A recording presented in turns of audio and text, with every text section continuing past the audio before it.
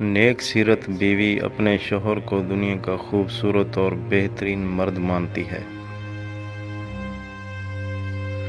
اگر عورت 30 برس کی عمر میں عقل مند اور 40 برس کی عمر میں فہم پرست نہ بن سکے تو اس کے عقل مند بننے کی امید چھوڑ دیں۔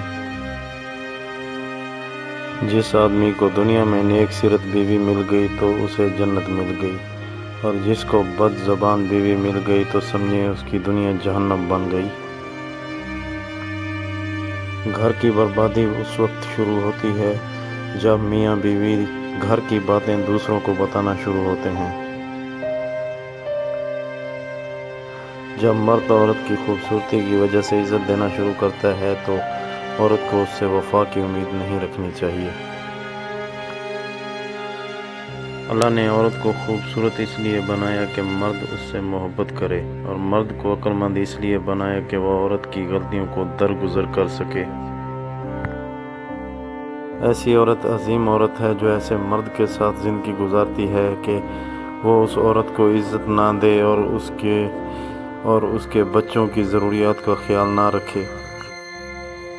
جب مرد اور عورت ایک دوسرے سے پیار کرنے لگتے ہیں تو ایک دوسرے کا کردار کا جائزہ لینا بہت مشکل ہے ان کے لیے۔ عورت اس مرد سے کبھی مطمئن نہیں ہوتی جس کی سوچ چھوٹی اور دولت ہونے کے باوجود بھی کنجوس ہو۔